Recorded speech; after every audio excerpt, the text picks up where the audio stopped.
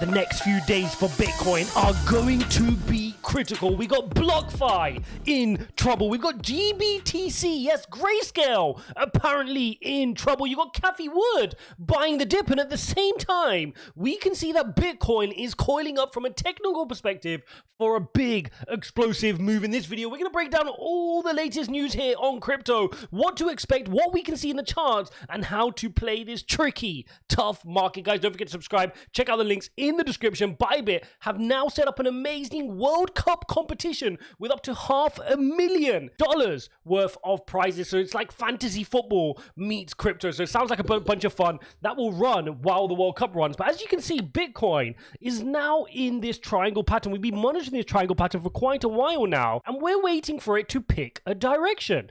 Now, to give it some context, let's just zoom out a little bit here. We're on the 4-hourly chart. You can see now that we are significantly below the 17,600 levels from the June lows. That is understandable given the FTX scenario. But since then, this is a bearish continuation pattern.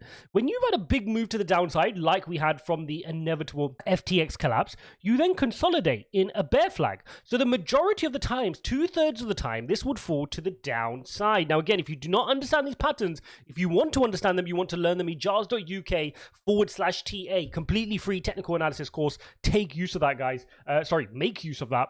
It's definitely going to be helpful for you. As we can see, we've got this pattern. We need to decide which way are we going to head. Now, we need to look at the wider markets to get an understanding of which angle is most likely to play out. You've got crypto lender BlockFi preparing for a possible bankruptcy. So we know they're in trouble. They're trying to blame this on the whole FTX situation, but we know, guys, they were in trouble ever since the Terra Luna collapse. So this was not a company that was managing their risk particularly well, and this was a matter of time. So hopefully a lot of you guys were able to get out of this. There was a lot of warnings on this one. We were making videos on this after the Terra Luna collapse, and you could see that they were struggling back then. You've also had a third-party audit on Terra Luna, which is an interesting update. So apparently they've been found by an independent third-party audit that they did, in fact, spend $2.8 billion defending the peg, which is interesting because at the time we were wondering, okay, where did this cash go? Apparently this third-party audit has found they did defend the peg. You got Cathie buying the dip, but here's where things get interesting. She decided to buy the dip in Grayscale's Bitcoin Trust. Okay, so she buys 315,000 shares. That equates to $2.8 million. But look how timely this is. This is the Grayscale Bitcoin Trust. Remember, this is how institutions can get access to Bitcoin in America because they're refusing to do a spot ETF. Now, you can see that a couple of days ago, this peaked out at 42% discount. In other words, if you're buying this instead of Bitcoin spot, you're going to get a 42% discount. It's now currently sitting at 37%, and this is when Cathie managed to buy. But the worrying thing is that there are now rumors going about, and again, these are rumors, which is why I'm not led with this topic, but I just want to put it on your radar in case this does come into fruition by the time I've uploaded this video. Genesis have been in a bit of bother. Now, we know that Genesis is like the sister company of Grayscale. Both are owned by this company called DCG. So the argument that people are making is that if Genesis needs to be bailed out, will they dissolve the Grayscale trust of the Bitcoin and of the ETH to pay back the creditors? This is one of the things that people are wondering about. But again, still early stages. I don't want to spread any FUD, which is why I'm not leading with this, but we need to keep this on our radar.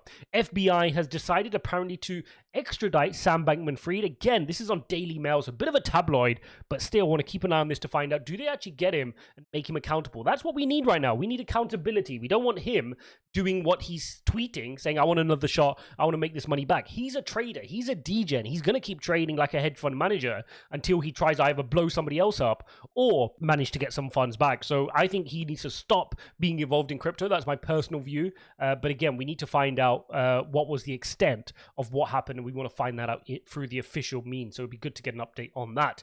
PPI inflation. PPI inflation came in good, right? Good PPI inflation reports. And that means we've got a CPI reading from last week. We've got a PPI, which is the wholesale prices, coming in softer as well.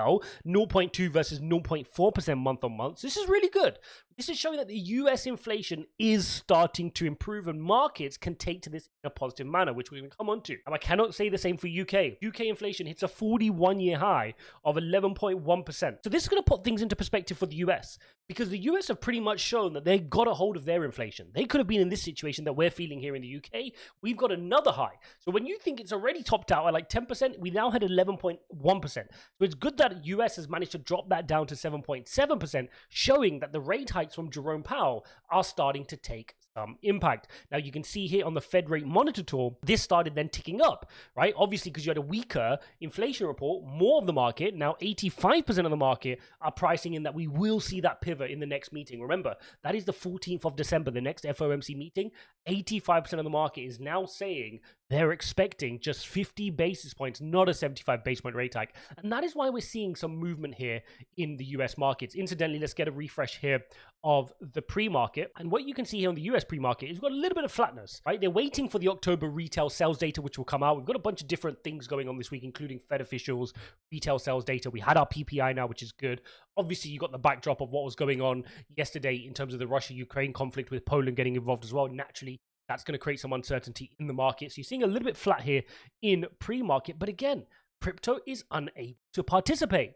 And this is what's really, really frustrating. We spoke about how last week the equity markets had its best week since the June lows, and crypto would have hugely benefited from that. I know a lot of people are lamenting the fact that if it wasn't for this Sam Bankman-Fried issue, we could well be at 24,000, potentially breaking out of our W pattern, working our way towards 30, right? That's the pattern we were monitoring. This big pattern, if you remember, is what we were monitoring leading up to the FTX collapse. And just as we were climbing up here, we got thrown off a cliff to the downside due to no other fundamental reason than FTX going collapse, right? So this pattern was working out perfectly. We were getting the relief rally, and you can see now that the equity markets are doing this whilst we're having to do that. And that's a real shame, because we took the downside with the equity markets, and then when the equity markets were ready to rotate because of good inflation report, good PPI report yesterday, suddenly we cannot do that because of Sam Bankman-Fried and FTX. So this could not have been timed worse, but now we need to ask ourselves, is this it? Or could we be flushing down some more? We spoke yesterday about the fact that this Bitcoin bear market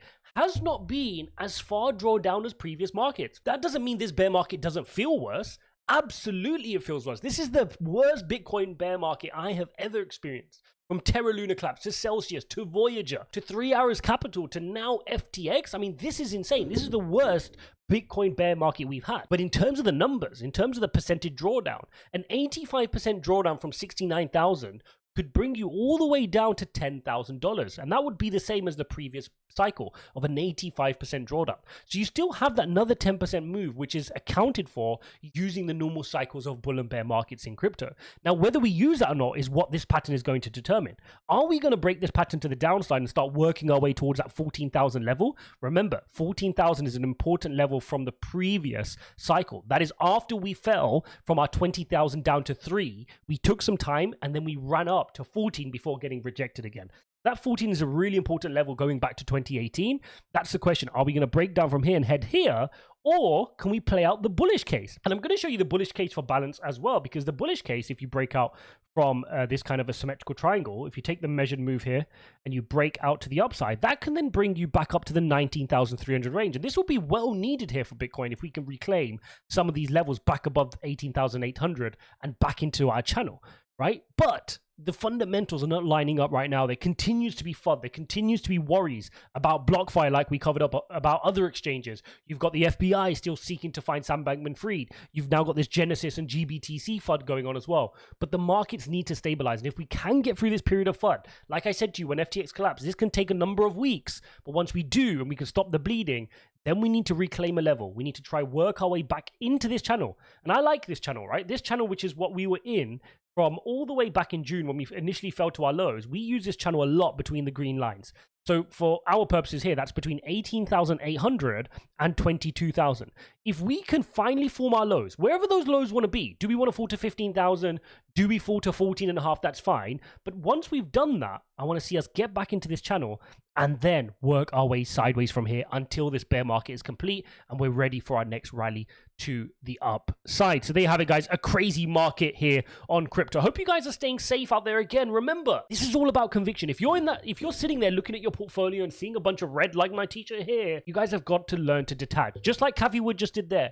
She has not bought anything for a year and a half, and now she's making a move when she sees the blood on the streets. Now, of course, you want to be very careful. You want to make sure that your funds are protected. And for me, that would be my primary focus right now for trying to grow wealth. It's, you know, if you're trying to grow wealth, but you never learn how to protect what you have, you're never going to be able to grow it. So first point of call, learn how to protect your funds. Let this be the bear market that taught you how to take your keys off exchanges, how to diversify between exchanges. Because a lot of people are like, oh, just take your keys off the exchanges.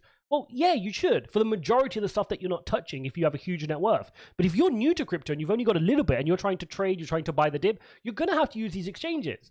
So they're a necessary evil. And so what you need to learn to do is to diversify them across different exchanges such that if one goes down, you can then, obviously, only a smaller part of your portfolio is affected. Similarly with stablecoins, I can't stress this message enough. Do not rely on any one given stablecoin. You should learn to diversify that so you can preserve your capital. So, guys, don't forget to smash the likes. Don't forget to subscribe. Check out Bybit's competition. It seems like a bunch of fun, guys. Like a World Cup competition where you can earn a bunch of points, which then become redeemable for USDT. So definitely get signed up there. They've got some amazing sign-up bonuses as well. But stay safe out there, guys. That's the key during this crypto market. You've got to preserve your funds. If you then have conviction, then make sure you're not panic selling. If you have the ability to buy the dip and you want to buy the dip, then of course do so in nibbles because you do not know where this market is going. Like I said, this triangle pattern is getting to an apex. It's getting ready to decide on which direction to head in. Yes, we could get a relief rally up to 19,000, but similarly, we can fall to the downside. It could just be a dead cat bounce, a bearish continuation pattern to throw us back to some lower lows, and the pain could get